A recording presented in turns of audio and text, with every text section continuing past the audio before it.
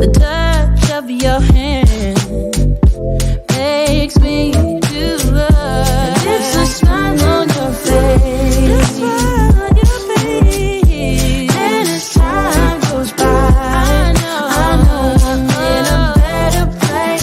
I'm in a better place.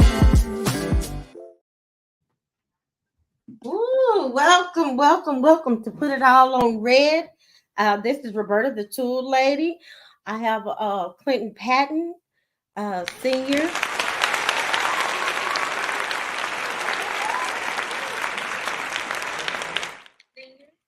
He's not new to social media, but he has so many different avenues that he's taken, and he has it.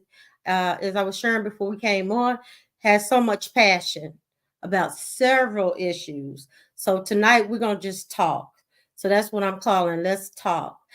Feel free to inbox us or message us while we're going. If you have anything you want to talk to us about, anything you want to talk to Mr. Patton about, he's action packed, he's knowledgeable, he has so much information, not just about one area, but several areas. So he is a licensed counselor. He's just a caregiver. So welcome, Mr. Patton.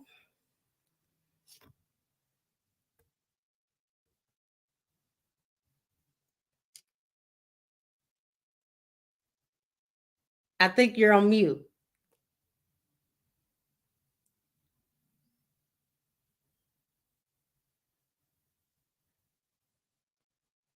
Are you on mute, Mr. Patton?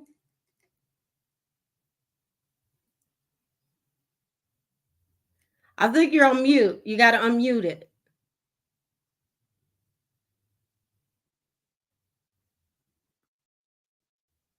Okay, we're gonna give it 1 minute.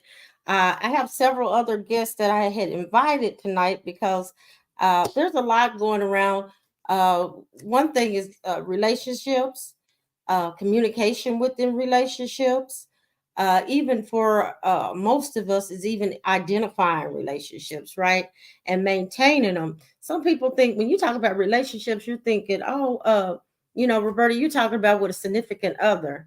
No, I'm talking about with everybody. So I'm talking about a relationship with everybody. I even break down relationships with when you go to the grocery store or you go to the gas station. That's a relationship. If they already know you and they're saying, oh, hey, they can recognize you by face, guess what? You got a relationship with that individual. And with that relationship, you got an opportunity. And you also, with that relationship, you've got an obligation. That's how I like to see the world, right? Because you're seeing that person and they know you.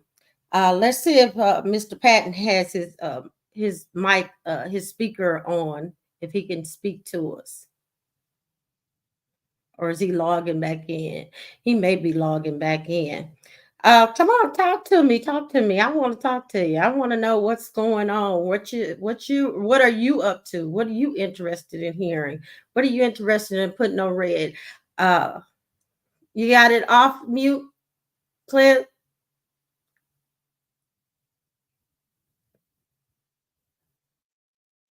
Is it off mute?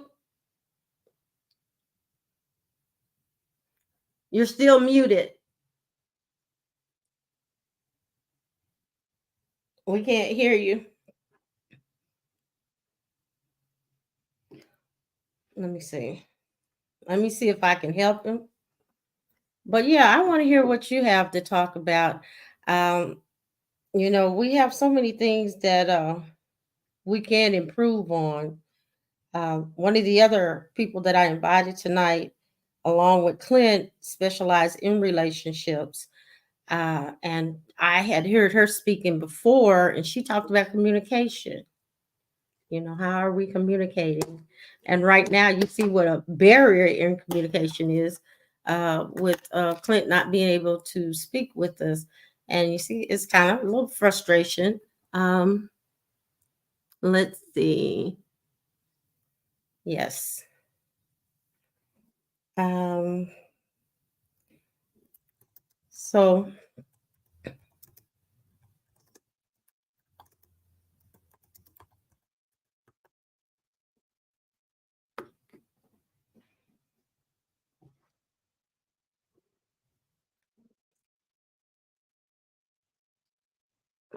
we take a drink of water.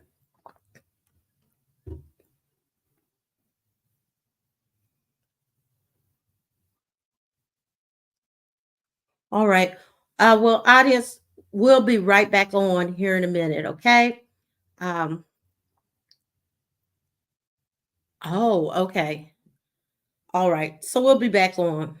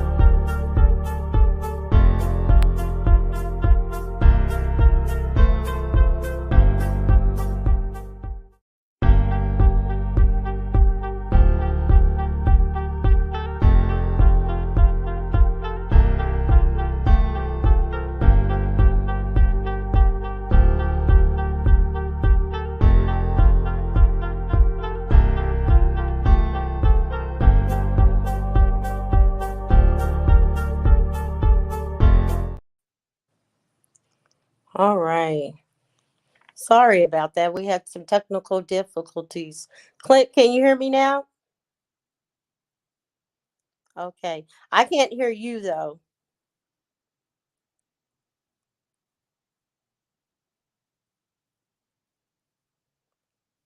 Can you speak to me?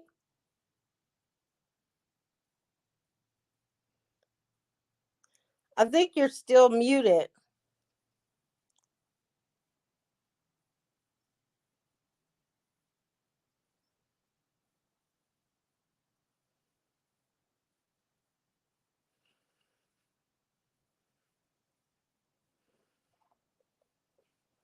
All right. Well, I apologize for that, guys. We're just having some real technical difficulties tonight.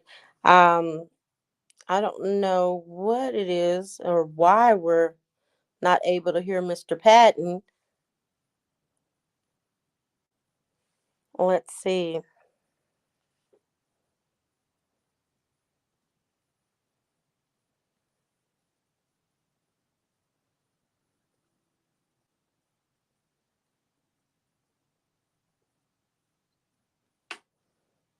All right. I think he's going to try to log out and log back in. Um, all right. And Kesha, can you hear me as well? I just want to know to make sure that I am audible, that everybody can hear me. Again, I just labeled this show is Let's Talk. I just wanted to talk because you know what? We have so many issues as far as communication, so many issues as far as relationships. I also have a young lady who is going to be on here in a little bit, and she's going to be talking about uh, uh, pregnancy among youth. So, just wanting to say, one of you all just to check in. Let me know what you're talking about. What you have on your mind. Can you hear me All now? right. Welcome back, Clint. You can hear me? I can. Welcome. Oh, all right, finally. Damn. So so let's get it started. Yeah. Okay. So welcome back, Mr. Patton. As I told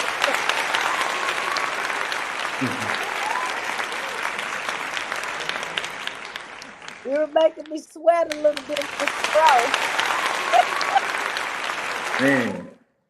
I had to drink a little water. I was like, okay, so now I may have to do the whole show because I'm so determined. I didn't want to cancel at all. Uh, Yeah. but I do. I really just labeled this show tonight is just let's talk. So let's talk freely. But I do want you to tell the audience just a little bit about yourself. Introduce yourself. I've already said a lot of good stuff about you, but I'm sure you got some better stuff to say about yourself. Man, that's like hard sometimes to describe myself without sounding I don't know. So I'm Clint Patton Sr. I'm the founder of the Ashley Renee Hampton Foundation, an organization on a mission to end domestic violence through prevention. I am also the CEO of Clinton Senior Speaks. I am an author. However, I'm working on my latest book is called Wonder Why He Calls You Bitch. Um, Understanding disrespectful behavior and knowing when to leave. I am. I mean, I could go on and on, but if you what else? I'm a educator. I teach adolescents how to start and maintain relationships. I also teach dads how to be good dads, and I teach adult couples, how to start and maintain a healthy relationship as well. Okay. Now, Mr. Patton, could you tell us a little bit about yourself? I mean, like, where you from? So we'll know, like, if we're from the same place. I know we're not, but I'm just saying. Oh, well, I currently reside in Oklahoma City, but I'm from Cleveland, Ohio. However, I moved out here from Dallas, Texas. Oh, So, my book title is called "Wonder Why He Calls You Bitch: Understanding Disrespectful Behavior and Knowing When to Leave." okay. Okay. So are you saying which I live in Dallas. I'm Mm-hmm. from Oklahoma. Mm-hmm. Um so we kind of home girl and homeboys. So are you saying that maybe people don't know when it's disrespectful? Are because I've heard you say it talk about that book a little bit, but Mm-hmm. are you saying that maybe they people just don't know that it's disrespectful? I'm saying that bitch is more than a word. Okay. Um, it is a precursor to physical and emotional violence. I recently have a video on TikTok that has 2.5 million views, which was the inspiration for me writing the book. And I said, if a man calls you a bitch, he'll kill you. And so, what I found in these type of situations is we minimize the usage of the word bitch and say that it's okay in certain aspects to where once you cross those boundaries, it's hard to maintain boundaries to where you don't have disrespectful behavior.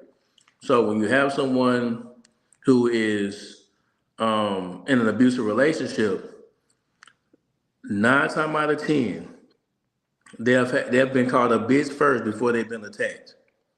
And so just today, I followed up with another video, and the question was, have you ever been called a bitch before you were assaulted? So far, that video has 2,700 views. It has 98 women who stated they have been called a bitch before they was assaulted, and it's still going. So what I've did is I've taken the analytics from TikTok and I put them into this report, which I don't have it with me now, but I put it into the report, right? And it shows that my hypothesis was that you can tell when you're about to be physically assaulted or emotionally abused if your perpetrator or your abuser is calling you a bitch as if it's your name, if it's freely, or it's an indicator that violence is about to happen. Okay. So It goes both ways. mhm. Okay. So you're saying it's a possibility that it'll elevate some more, it'll elevate physically. It's going to elevate to physical. Okay. By the time Okay. somebody is calling you a bitch, they don't have no respect for you, and so they're not going to respect your life, and they will be willing to take it because they use the word bitch to fear to create fear. Mm-hmm. Okay. Yes. Okay. Now, can I ask you this? Uh What huh. what if because I mean I have a guest that I wanted to come on with us that works with youth, but what if that's what my mom and dad calls me? Well, see, Or I my have also I've taken every scenario that you can imagine that people would use the word bitch. mm-hmm, If you're listening to your parents use it, you feel like it's okay. mm-hmm. There are instances where people don't report that their parents are physically abusive following those words. And I'm not just stating that it's got to be a significant other relationship, but it could be mom and son, Okay. dad and daughter. It could be, they use the word way too much, and it's not something that, when you think about somebody calling you a bitch, it makes you want to fight.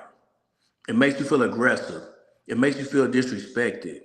So when an abuser uses it, there has been so many instances where they state the words, bitch, I'll kill you. Mm, Think about that. They'll yeah. state those words, bitch, I'll kill you.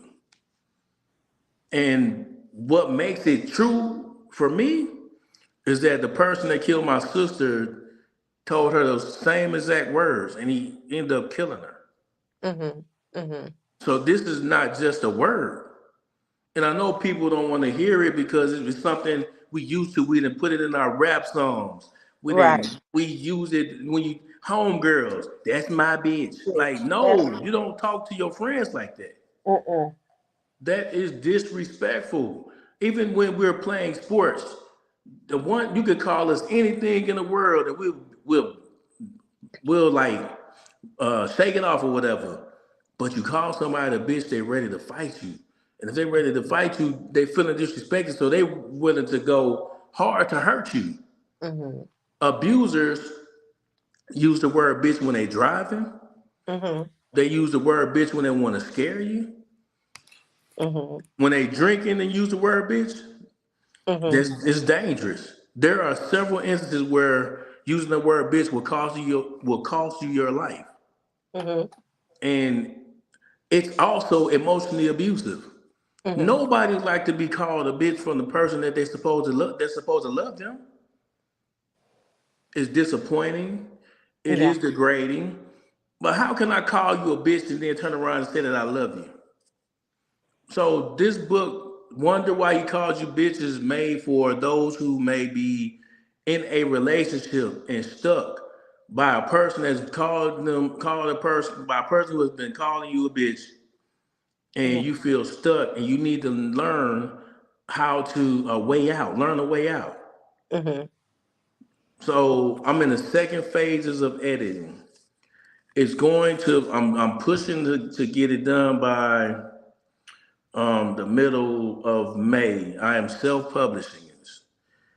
Also, I'm working on I have 6 children's books, and they're for third graders and above. I am teaching them through the lens of a father-daughter relationship how to start and maintain a healthy relationship. We often overlook our elementary kids because we feel like they may not understand. But reading starts at the third grade. I'm going to start teaching them how to have healthy relationships at the third grade. Yeah. But so even that type of stuff, like teaching your kids that they don't need to use name calling to your friends. Yeah. I don't teach elementary, but I used to practice as a therapist. I don't anymore. I have ages 5 and up. Like I have a very vast population. Mm-hmm. So my main thing is I had to figure out what it is that I could do to do my part to become a solution to domestic violence because there's a point in my life where I felt like I needed to get vengeance for my sister's death. Mm-hmm. But then I quickly realized that the most important thing that you can do to end domestic violence is to prevent it. By the time that we get to intervention, it's too late. And I don't know if y'all know, but in these grants, they only grant about 10% of the grants to prevention. And that's not just a coincidence. That's by design. They get paid more off of intervention than they do prevention. Yeah. Because guess what? If you're already in a domestic violence relationship, it's gonna cost $4.1 million a year for medical expenses and stuff like that. Losing wages at your job, they ain't gotta pay you. The job keep that money. It's all Mm-hmm. about money. Right.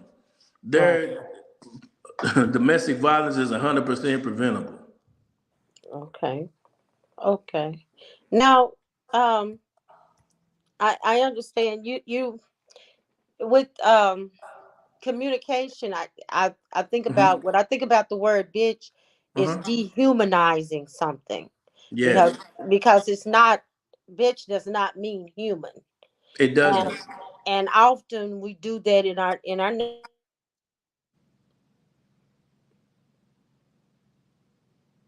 we dehumanize each other, and we do get words, and we accept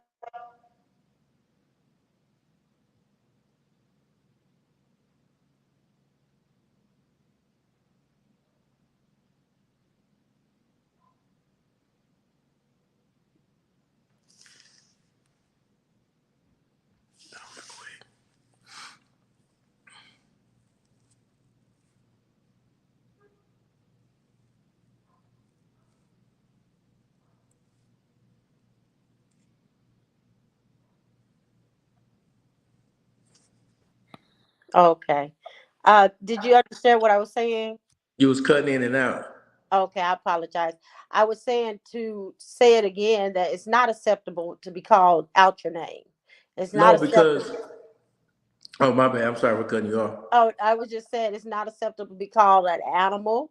It's not acceptable to be called, hoes, bitches, and Mhm. even for men, bastards. We have all kind of ugly names that some people it's household names. If we're honest about it, because you could be So around. the word bitch was meant for dogs who were in heat. Correct. And so the issue is that you have people who are abusive, manipulative, and they gaslight and stuff like that. You have them taking this turn and demeaning another person's child, regardless of how old you are. You're demeaning somebody else's child because you've been called the same thing, or you are choosing to use that term to be dehumanizing because you want power and control. See, the word does not define a woman. The word bitch does not just define a man, because you have women, they use the term bitch ass N word when they want to degrade a man or emasculate a man. So that's probably going to be one of my next topics. My next book is to write about why they use those terminology. But I can, to say this, they use it because they want to create fear. They want to create, provoke, and that's what men do too. When they call you a bitch, they want to provoke a response from you because they've told you that you're crazy. So now, when they provoke their response and you defend yourself, now it's reactive, and now it's like, oh, see, I told you that you were crazy. I told you was a crazy bitch. Right. Right. See, and then it's the variations of it.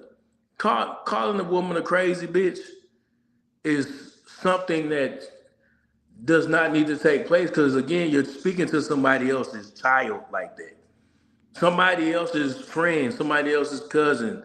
Because people don't understand that words are extremely dangerous if they are used in the wrong way.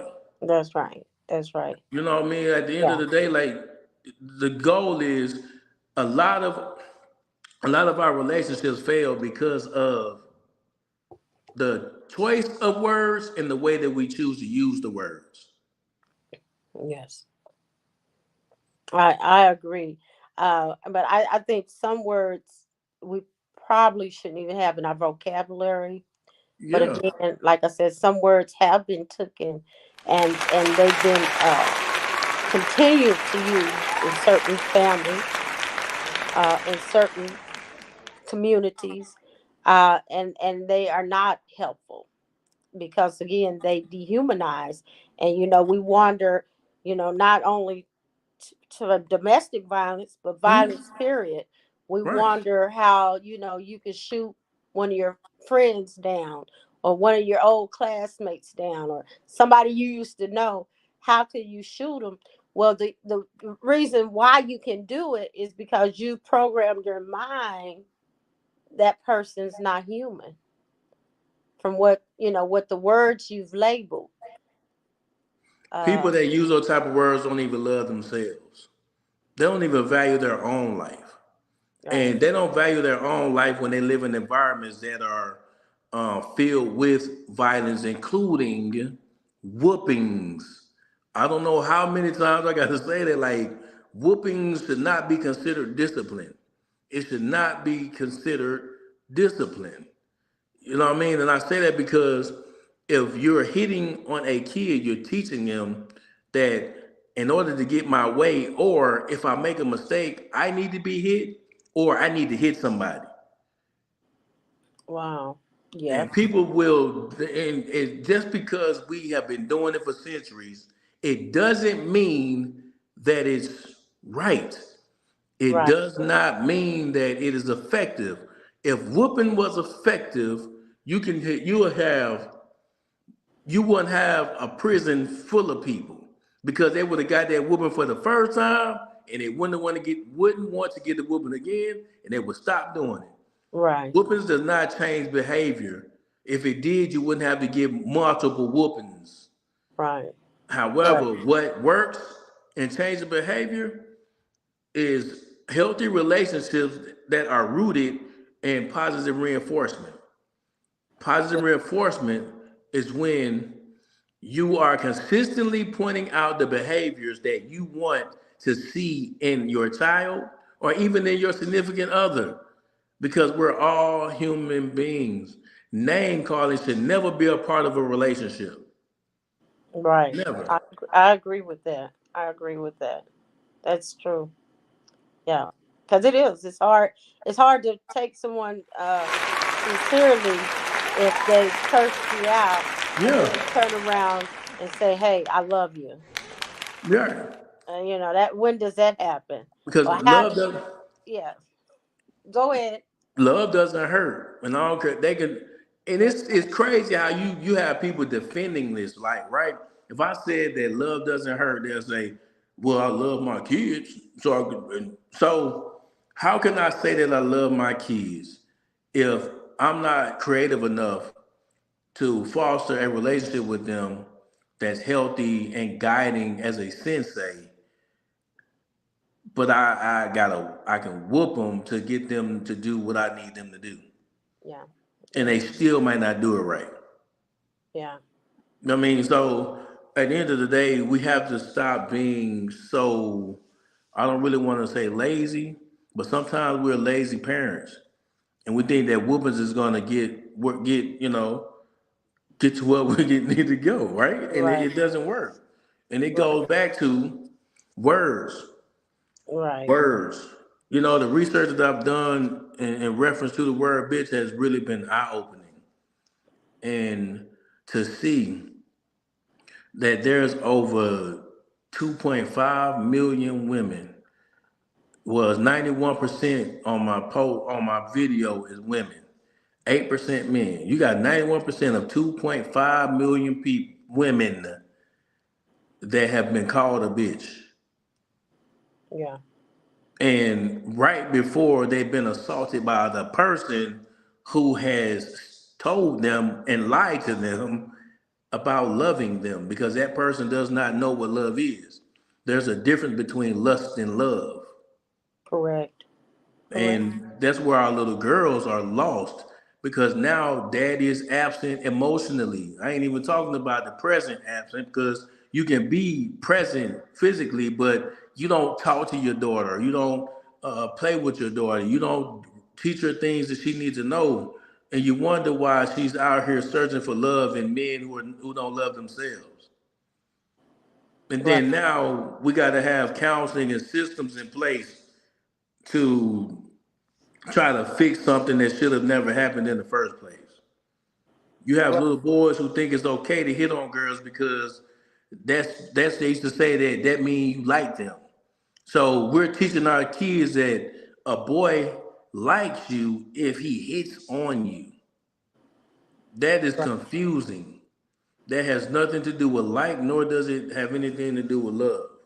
Anything that hurts, correct? Right. Love doesn't hurt. And if it is, Yeah, if you feel like love hurts, it's not love, it's disappointment.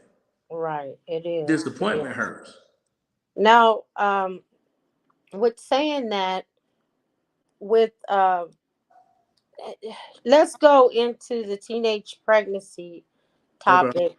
Because by the way, I was a teenage mom, so that's why I really wish that the lady with the foundation for the teenagers, would have had been able to join us tonight, because that is part of my heart as well. And you said because you don't know love. I'm also a book writer, and I write about that, not knowing what love is Mm-hmm. because of the disfranchise of the family. Mm-hmm. And not saying that I wasn't loved, but for me not recognizing what love is and not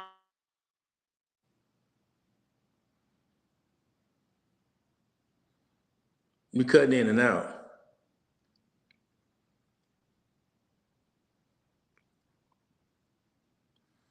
I can't hear you.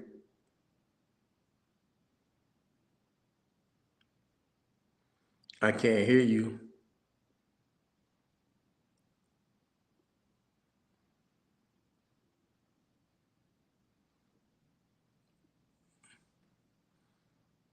I can't hear is you. Oh, there it is. okay. All right, thank you. I was saying it's not because I wasn't loved. It was because I didn't know what love was, and I was wanting to create love. Here's the And that thing. is, Oh, my bad. I cut you off? yes, you did. But that's Sorry, the man. craziest.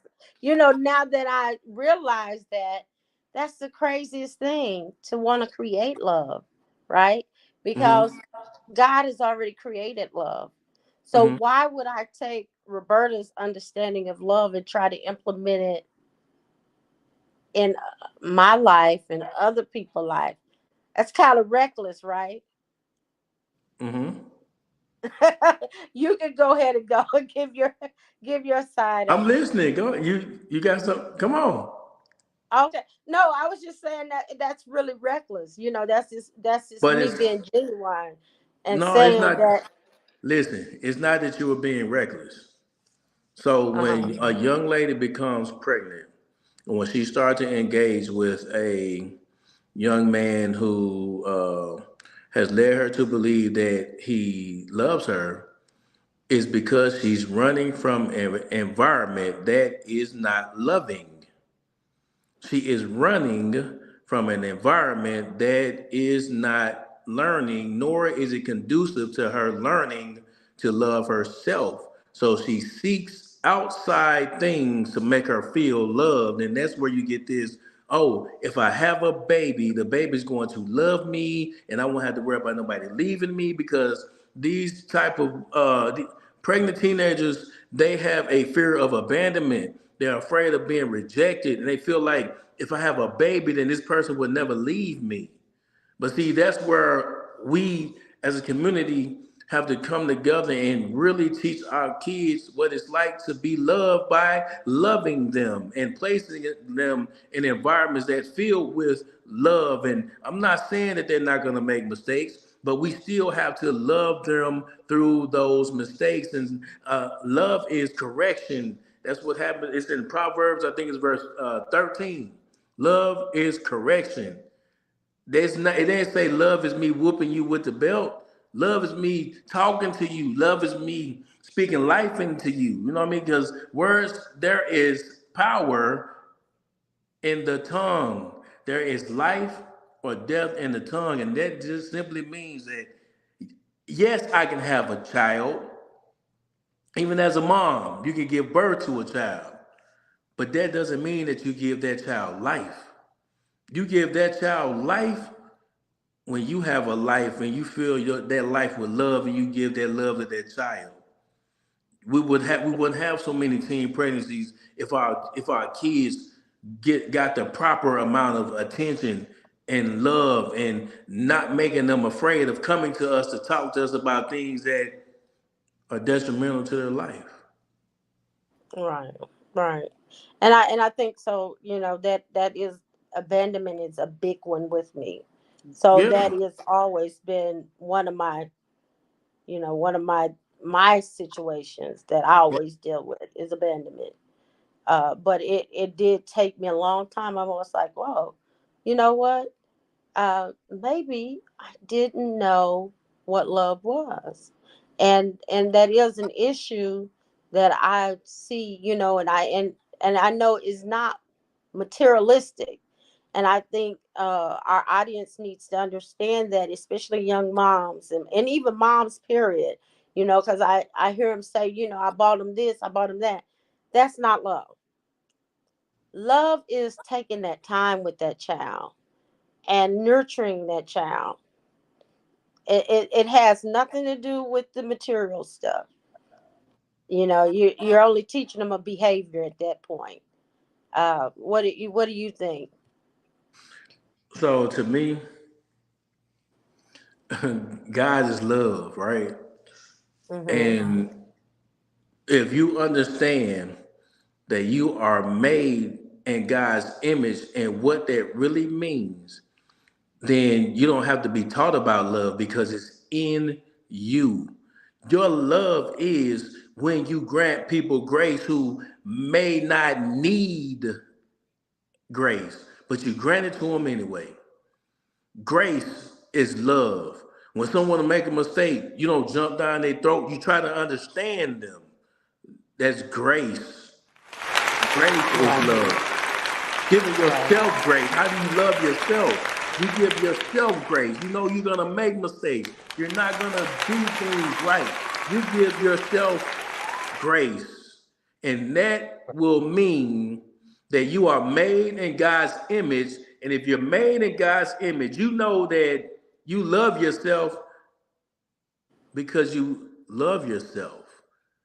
You don't, nobody has to tell you how to love yourself because you know that you are made in God's image and God grants grace to you. So why not grant grace to your kids and to people who may have wronged you? Because at the end of the day, if grace is sufficient, we won't have relationship problems like that. We're not going to have perfection because we're different people and no one was designed to be alone. And because we was not designed to be alone, God designed us to give each other grace. Yeah, yeah. I agree with that. I agree with She that. was But 22. but the thing is, a lot of people, Clint, are not even ready to give. A lot of people can't even look themselves in the mirror. A Because they lot of could. people Mhm. can't even give themselves any grace. Mhm. So, what would you say to that person? Because I mean, I get that now. So But what would you give to that person? What would you say to that person? I'm going to give you a story. I'm going to try to be as quick as possible. So my at 6 years old, I was almost murdered by my sister's dad. Okay, so um, February the 3rd, my niece passed away, and I ended up going to Mississippi, and it was my sister's dad. So my sister's dad came to my mama's house in Mississippi, and I took my kids and I went down there, and so I made it to my mom's house. We slept in the hotel at night, and the next morning I got up, took my kids, went to my mom's house or whatever, and my sister's dad was sitting there, and I looked at him and I said, I looked at him and I was just like, what's up, or whatever, right? So the day of the funeral, I talked about grace and how we need to watch what we say to others and how words hurt and how there's power, life and death in the tongue. And so we got back to the house. It's been 37 years since I seen this man, right? So he reached up and he grabbed my hand and he said, "You know what? I'm really proud of you." He said, he said, "I knew you would be a good dude, but not this good of a dude, right?" So I sat Mhm. down next to him and I said, "It's awkward, huh? You feeling anxious, huh?" He said, "Yeah." He said, "Man, listen." I said, "Yes." He said, "I never meant to hurt you." He said, "I was just trying to be a good father figure to you." I said, "You know what? I I forgave you a long time ago. I don't have any ill feelings against you. I don't feel like I need to do anything. I don't have you ain't never got to worry about that." And I said, "By the way, I think you should probably stop carrying that burden because it's not bothering me." And I said the only reason that I bring up the story is that we have to do things different. And I know your father may have beat you like that to get you in line, but we have to do better. So I take the story and it made me a better father, even though it was unfortunate. And so that then taught me how graceful I am as a person. You have someone who could have stopped me from being who I am today because they were taught that it was okay to beat a kid that's not his. And Mhm. yet God said, "Don't worry. Don't worry. You don't have any business being upset because I didn't make you like that. You made in my image, and you know that I am love. So you have to love, even though it could have taken your life, but it didn't. You're still Yeah. here." And that's what I Yeah. told myself. I'm still here. I don't have any type of ill feelings. So for someone who's afraid to give themselves grace, I'm going to ask you today to remove the shackles from your mind. You are in a box, and that box is lonely, is depression, is anxiety, is PTSD, it is death. The way Yes. that I've become graceful is I realize that I am human, and regardless if I am a man or not, I have emotions, and I've learned that it's absolutely okay to feel sad and admit that you're sad. It's absolutely okay to feel depressed or disappointed and admitting that as a man. And Yes. I can't worry about how someone perceives how I feel. And that right there allowed me to be comfortable and making mistakes and taking the things in my life, the trauma in my life, and turning them into triumph because I learned from every experience that I experienced in life moving forward. Yeah. Yeah.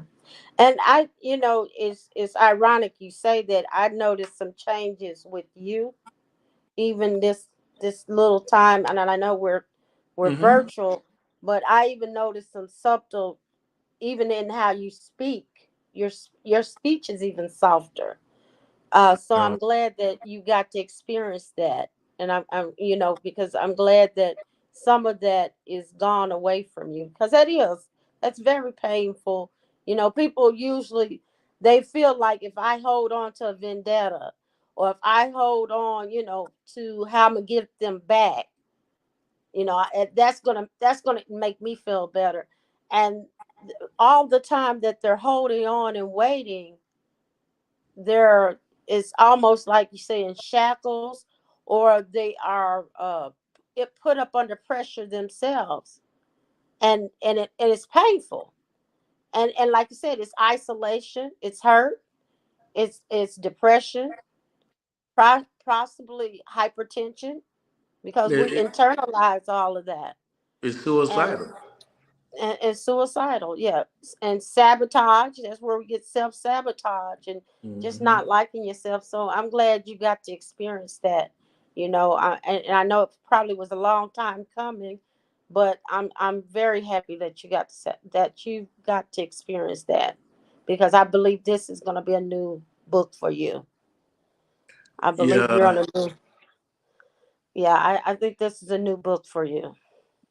sometimes you got to get out of your own way. And what advice would you give to a young man or young woman that's in a relationship with someone? If they are in a relationship with someone, I would give them the advice. You have to remember that your family loves you, and you should think about every person in your family that will feel the hurt of if anything happened to you. Because even though my sister passed away in 2007, every day feels like it happened yesterday. Like it feels like that. Like sometimes it never get better, but some days are better than others. And it's a healing process. So if you know somebody or you're in a relationship like that, first of all, you deserve so much better. A person that loves you is not going to hurt you. There are times in relationships when we have our expectations and they're unrealistic to where our partner can disappoint us. However, we have to understand that they too are human. Regardless of gender, nobody deserves to be abused in no way, shape, or form. So, one thing I would recommend is to start to improve the relationship that you're in. You can either leave or stop name calling. Yes. Listen to how simple that is. Yeah. Stop name calling in your relationship. And if Yes. someone is calling you out of your name, you know that person does not love you. And you should gradually create distance because what I was going to say is pregnant women are at a significant high risk of being hurt and killed when leaving They an are. abusive relationship. They are. Yes. Yes. And we don't have a lot of time, but I always teach that the prenatal care is not just for the woman. That Yeah. man also needs some help too, because he goes through some mental stuff as well. Our society don't talk about that. So Mm-mm. that man is also getting ready for that obligation of being a father. And if he's Right. not ready, or he said he's not ready, or he said I don't want this child, and because of whatever relationship it is, it's kind of a forced one, and you're thinking, oh yeah, he's gonna love this baby when he gets here, and that's not how it happens. And that is why pregnant women are more at risk, and a lot of them do, some a lot of times it ends up in death, because that man is really going through a whole lot mentally, as far as coming to the reality, I'm going to be a father, A and I lot don't of want to be a men, father. a lot of men make excuses when they don't want to be accountable. I knew that I had kids on the way. It wasn't never a, oh my God, what I'm gonna do. It was, I'm about to have a kid. Like, come on, man, I'm gonna have little me. And I was happy about that. You know what I'm saying? So we have to quit making pregnancy a bad thing as if it's like so bad. I understand we want our kids to be mature and to be adults when they can make that decision. That's exactly, I get that. But we have to stop making it seem like it's not a natural process in life, because it is. It Yeah, is a natural process in life. So when you start to look at something that it's supposed to be, it's like, oh, it's not bad at all. Or yes, it gets stressful. It does. You're gonna get it's stressful. Cause now you got a whole human being that you have to look out for. But it's a beautiful thing to look at that little human being, and that human being looking back at you. You like, that's my daddy. My daddy is here. Like, I love my daddy. You like, or you hear your kids saying stuff that you taught them. And that when that happens, you know daddy been present. You know daddy been talking to him. You know daddy been teaching. You know daddy been a sensei. Daddy been making sure that they understand that they too are made in God's image. So my kids know that they need to go love somebody. My daughter knows that it's not okay for you to hit a boy and nothing like that. You're supposed to love him too. My daughter knows that at 5 years of age. I'm yeah, starting early. Like, no, you can't put your hands on nobody kid, because they yeah, have parents too.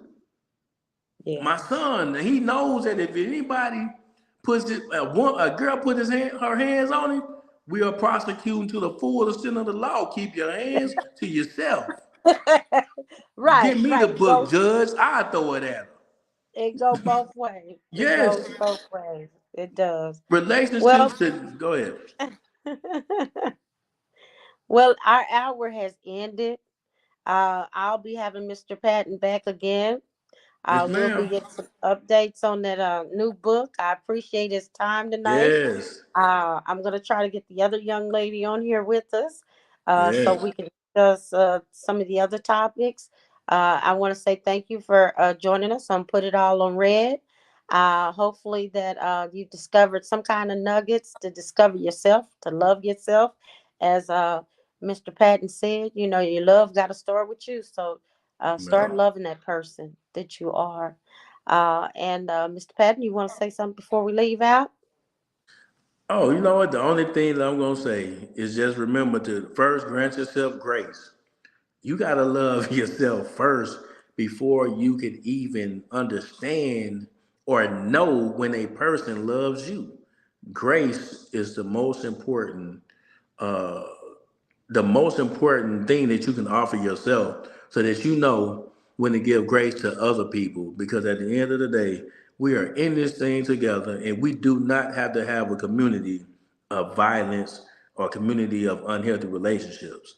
It's going to start with us working together to make sure that we are graceful towards each other. And remember this: there is life and death in the tongue, and you also need to remember that there is no fear in love, For perfect love casts out all fear. So that means that you can't be afraid of yourself and love someone else because fear involves torment. Love has nothing to do with being tormented. There is no fear in love, for perfect love casts out all fear. And you want to be sure that you're speaking life. You don't have to get mad when you disagree. You can respect each other even when you disagree. And that is my spiel. All right. All right. Well, good night. Love you all. Follow us on all social media. Clinton Patton is on, as he said, TikTok. He's on Clinton Facebook. Senior Speaks. Clinton Senior Uh, Speaks. Clinton Senior, that's SR Speaks. Clinton Senior Speaks on every platform. and I'm Roberta the Tool Lady. And I'm also on YouTube. So if you join my channel as well. Thank you and good night and Good love. night. Thank you.